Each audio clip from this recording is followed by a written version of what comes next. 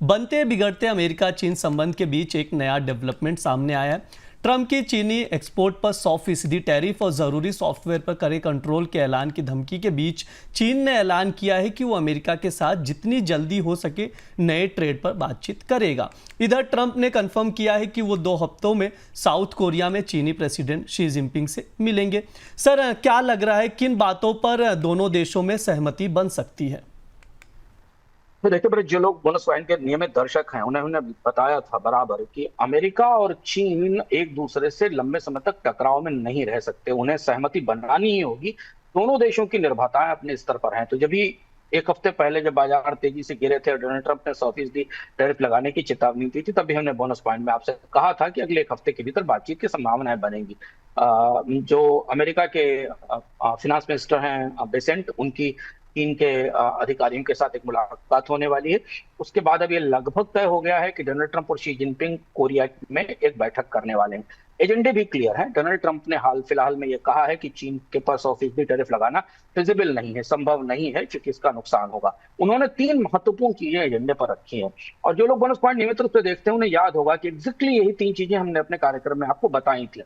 Donald Trump 3 चीजें चाहते हैं। एक ये चाहते हैं कि रेयर अर्थ को लेकर जो चाइना के टेंट्रम्स हैं, जो बार बार निर्यात के पर नियंत्रण लगाया जाना है, रोकना, उसे खत्म किया जाए, यानी रेयर अर्थ की स्थायी सप्लाई अमेरिका को सुनिश्चित की जाए, क्योंकि एक अमेरिका की सबसे कमजोर नस है।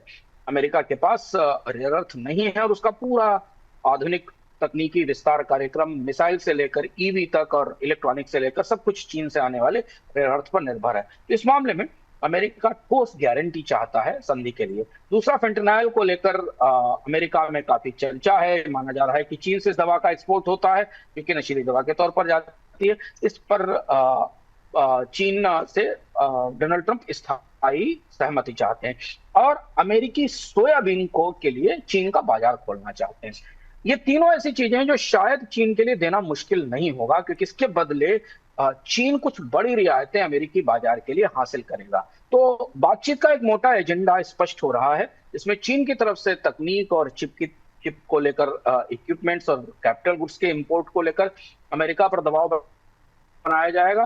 पर बाजार में अब इस तरीके की संभावना बनती दिख रही है कि अमेरिका और चीन के बीच एक मोटी सहमति बन जाएगी अगले 10-15 दिनों के भीतर, और उसका फिर असर पूरी दुनिया के बाजारों पर दिखेगा। इसलिए भी हमने भारतीय बाजारों में और कई सारे बाजारों में तेजी लौटती हुई देखी है। तो अब अगले दो सप्ताह में जो सबसे बड़ी घटना लोगों के जहन में होगी, भारतीय बाजार के हिसाब से देखें तो दिवाली के बाद, वो होगी अमेरिका और चीन की व्यापार वार्ताएं, और उन व्यापार वार्ताओं में क्या निकलकर सामने आता है। इसी संदर्भ में महत्वपूर्ण हम उस खबर पर भी चर्चा करेंगे कि ठीक इन्हीं व्यापार वार्ताओं के पीछे से पहले चाइना की कम्युनिस्ट पार्टी की बैठक हो रही है, जो कि काफी महत्वपूर्ण है अंतर्राष्ट्रीय राजनीति की दृष्टि से।